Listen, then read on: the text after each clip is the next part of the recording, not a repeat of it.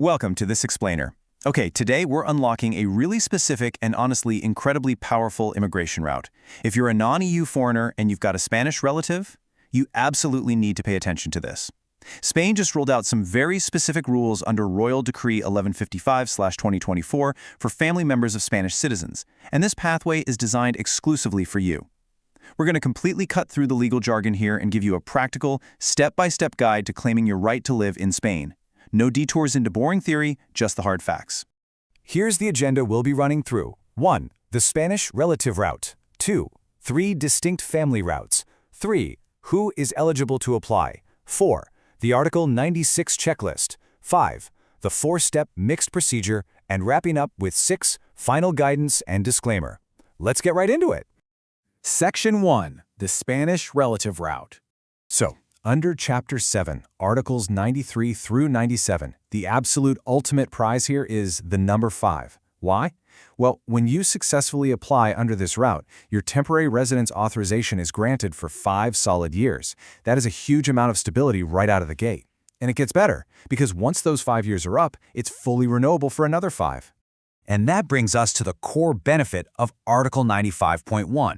With this specific authorization, you're completely empowered to both live and work in Spain. And when I say work, I mean you've got options. You can be an employee for a company, or you can work for yourself as an autónomo across the entire Spanish territory.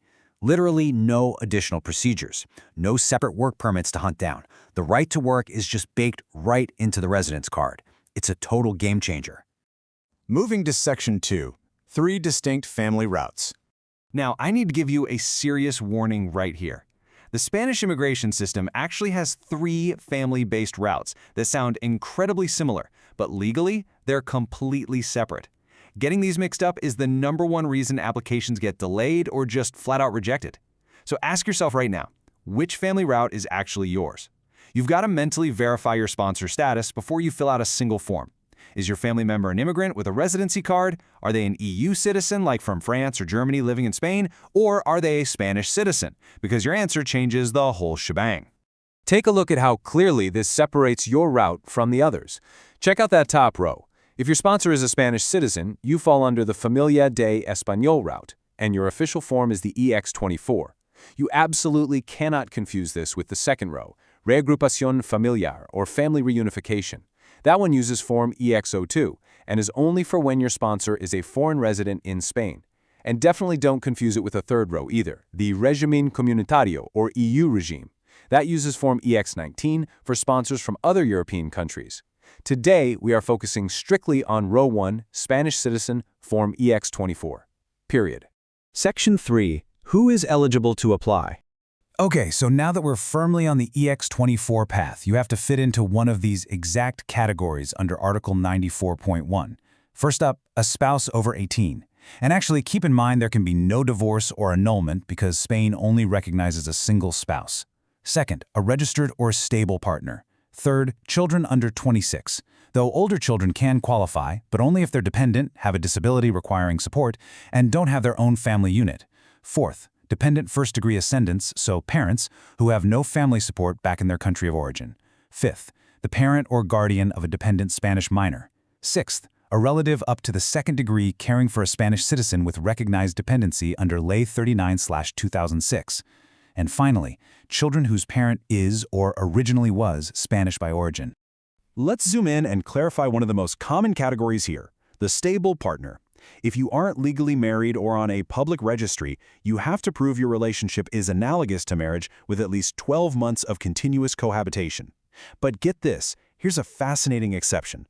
That 12-month time requirement completely vanishes if you and your Spanish partner have common children together. The child basically proves the stability of the bond for you. Up next, Section 4, the Article 96 checklist. Right, so the absolutely crucial point here is gathering exactly what's on this list. Think of this as your official toolkit, and it's split into 2 distinct parts.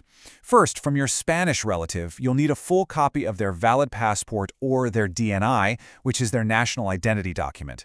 Also, if you're applying as a spouse or partner, the Spanish citizen has to sign a responsible declaration stating they don't have another spouse or partner residing with them in Spain. Then, shifting over to you, the foreign relative, you need a full copy of your valid passport or travel document. You'll need the official certificates proving your family link, like marriage or birth certificates. If you're in a category that requires it, you'll need strict financial proof of dependency. And if you're a stable partner, you need that solid proof of your relationship and cohabitation time. Section 5. The four-step mixed procedure. Let's move on to the actual process and see how this literally builds your path to approval using what the Spanish government officially calls a mixed procedure. Now, why mixed? Well, because it bridges the gap between the sponsor inside Spain and the relative who might still be abroad. Step 1. Gather your Article 96 documents and carefully fill out Form EX24. Step 2. The application has to be submitted to the Oficina de Extranjería, the immigration office, either in person or through an authorized representative. Step 3. If it's approved and you, the foreign relative, are outside of Spain, you then apply for the corresponding visa at the Spanish consulate in your home country so you can actually travel. And finally, Step 4. Once you enter Spain, you wrap up the personal steps. You'll do your fingerprints at the police station to collect your TI, which is your physical foreigner identity card. And finally, Section 6. Final guidance and disclaimer. Before you go, remember, this explainer empowers you with highly structured, fact-based information drawn directly from the legal texts. But it is strictly informational guidance, not a substitute for legal advice. Immigration rules can have these tiny, minute updates all the time, so you absolutely must always verify the latest details and download the official current version of Form EX24 directly from the Spanish government portal at inclusion.gov.es. Securing a 5-year residency isn't just about paperwork, it's about unlocking your family's future in Europe. The route is clear, the rights are absolute. So what will your first day living and working in Spain look like? That was a quick overview. On our website you'll find step-by-step guides to many procedures, the Padrón, the health card, the NIE, the TI, legalization, and more. The link is in the description. And if you get stuck, message our Telegram bot. We'll walk you through for free, step by step.